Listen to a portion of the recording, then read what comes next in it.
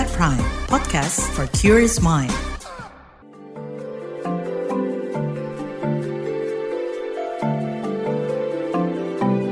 Saga, cerita tentang nama, peristiwa, dan fakta.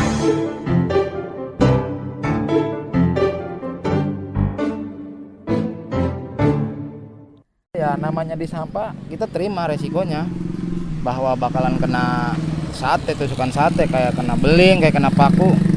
Kita juga sadar. Hariri sadar betul risiko profesinya sebagai pengangkut sampah di kawasan RT 5 RW 8 Pulau Gebang, Jakarta Timur.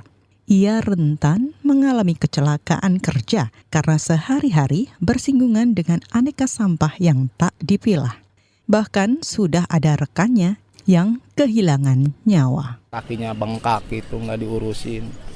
Ya ada juga temen sampai nggak adanya meninggal juga karena tetanus, kena sate, kena apa itu, tusukan sate nggak dirawat-rawat jadinya meninggal ada.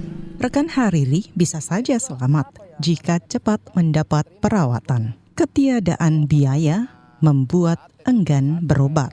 Akses ke layanan kesehatan yang terjangkau pun sulit didapat karena tak punya jaminan kesehatan. Situasi serupa juga dialami Hariri dan ratusan pengangkut sampah di tempat pembuangan sampah atau TPS Ujung Menteng, bekerja di lingkungan berisiko tanpa proteksi kesehatan. Mereka berstatus pekerja informal, tidak di bawah manajemen TPS.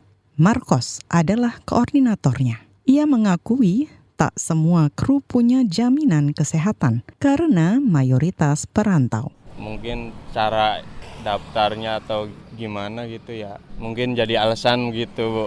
Soalnya kan orang-orang di sini rata-rata jarang-jarang pulang, Bu. 80% di sini orang Kerawang, sebagian orang DKI. Beda halnya dengan nasib Rostiati, pemilah sampah di tempat pengolahan sampah Reduce, Reuse, Recycle TPS 3R Ujung Menteng. Perempuan 54 tahun itu bisa mengakses BPJS Kesehatan karena terdaftar sebagai petugas di Dinas Lingkungan Hidup Jakarta Timur. Di kantor ada jaminan buat kesehatan, ada BPJS Kesehatan. Manfaat sebagai peserta BPJS Kesehatan ia rasakan saat mengalami kecelakaan kerja berat tahun ini. Rostiati harus menjalani operasi sambung jari kaki. Ini kaki kegeling mobil sampah. Ini kan hampir putus, disambung di Rumah Sakit Jakarta. Saya pakai apa BPJS Kesehatan. Berapa lama pemulihan? 2 bulan, hampir 3 bulan. Disambung kan, ini hampir lepas, saya disambung. Jadi dipasang pen di sini 2 tusuk ke sini. Rostiati adalah satu dari 12 kru di TPS 3R Ujung Menteng. Atasannya Daniel Iskandar dari Dinas Lingkungan Hidup Jakarta Timur menuturkan para kru sangat terbantu dengan BPJS Kesehatan karena pekerjaan yang dilakoni berisiko tinggi. Mereka juga rentan terpapar bahan-bahan berbahaya. Kadang dalam plastik itu ada cairan kimia yang pas kalau misalnya meletus keluar kena tangan, jadinya tangan langsung gatal-gatal.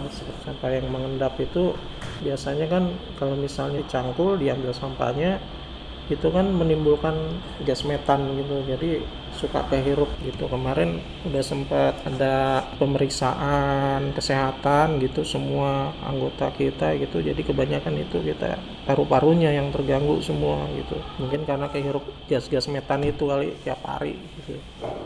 Di sisi lain, Daniel prihatin dengan ratusan pengumpul sampah bergerobak di Ujung Menteng yang belum tercover BPJS Kesehatan. Padahal mereka juga sama rentannya dengan para kru TPS. Daniel berjanji bakal mengkomunikasikan masalah ini ke pihak kelurahan. Punya inilah paling enggak untuk punya jaminan kesehatan lah mereka gitu, karena kan mereka biar gimana juga kan mereka nanganin sampah yang banyak penyakit juga gitu Mbak. Nanti kita sampaikan ke kelurahan.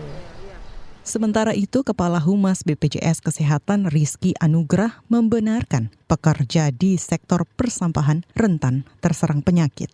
Mestinya mereka bisa menjadi peserta BPJS Kesehatan agar mudah mengakses layanan kesehatan dengan biaya terjangkau. Ia mengajak semua pemangku kepentingan untuk membantu mereka yang kesulitan mengakses BPJS Kesehatan. Kami akan mendorong kepada seluruh badan usaha, kemudian juga lembaga filantropi lainnya untuk berkontribusi dalam program donasi JKN melalui dana CSR dan juga membantu mendaftarkan masyarakat yang kurang mampu menjadi peserta JKN. Rizky juga meminta pemerintah daerah aktif memperluas cakupan program jaminan kesehatan nasional. Ia menekankan besarnya manfaat BPJS Kesehatan agar warga bisa hidup lebih sehat dan sejahtera. Kami juga turut mengadvokasi kepada pemerintah daerah untuk senantiasa memasukkan masyarakat yang tergolong kurang mampu menjadi peserta yang iurannya dibayarkan oleh pemerintah daerah. Tentunya perlu kami tegaskan bahwa program JKN ini memberikan manfaat yang banyak sekali ya terhadap pelayanan jaminan kesehatan. Tentunya ini yang komprehensif, termasuk rawat jalan, kemudian rawat inap, obat-obatan, sehingga ini peserta dapat terhindar dari beban biaya kesehatan yang sekian hari ini sekian naik kita atau meninggi. Demikian Saga KBR, saya Waidia Angga.